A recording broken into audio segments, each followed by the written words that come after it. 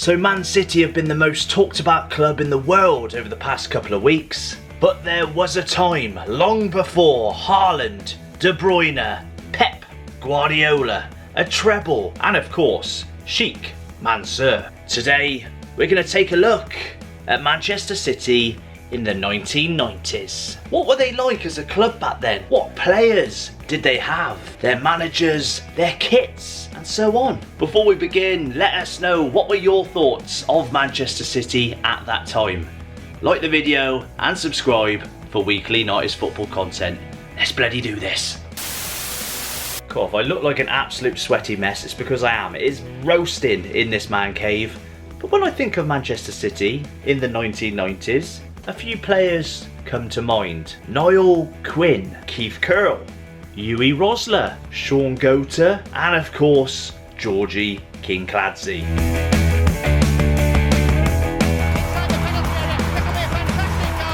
You can't visualise a 90s Man City without that iconic brother sponsor. Brother.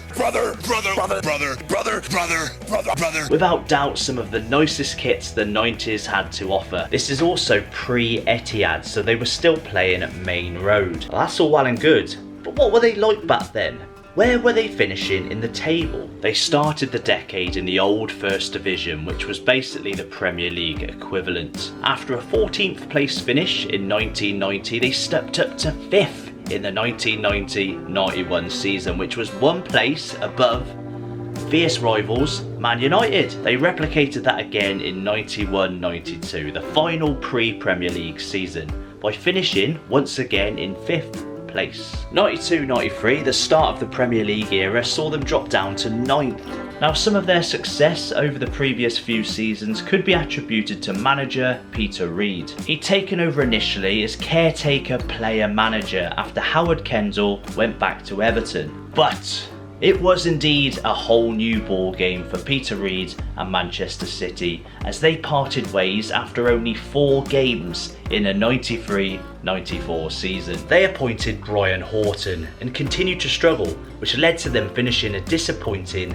16th. It was pretty much all downhill from here. The 94-95 season was the last with 22 teams in it, and City finished 17th. In 95-96, whilst rivals Man United were winning the double, City got relegated after they slipped further down the table to 18th under manager and England World Cup winner Alan Ball. They need a win to ensure survival and make sure they stay up. Yes! A fan in the crowd hears that a 2-2 draw will be enough to keep them up. That information then gets relayed to Alan Ball, who tells the guys just to sit back, sit tight, just defend, we'll be fine. They actually needed to win, or they were going to go down. Now Quinn got up and ran down to tell him that we haven't got time to waste time.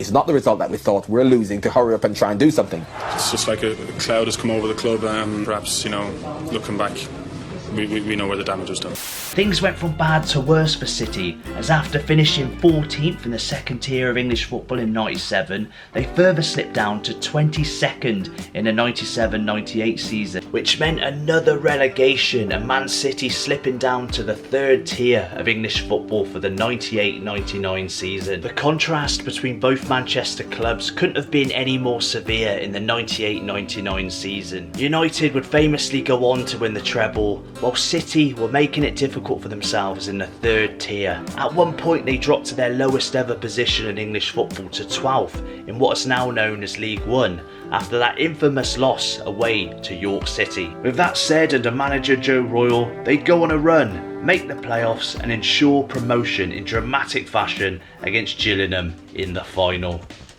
The red half of Manchester will be celebrating the treble, whilst the blue half will be celebrating promotion back to the 2nd tier of English football.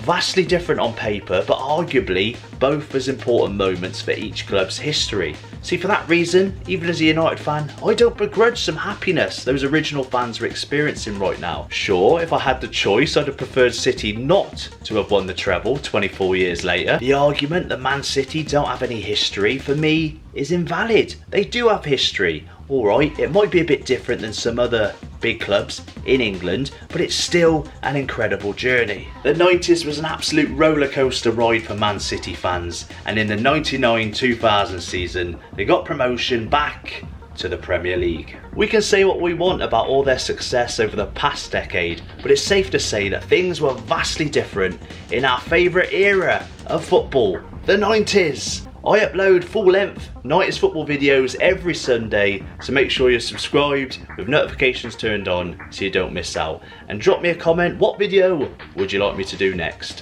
Thanks for watching, see you next week.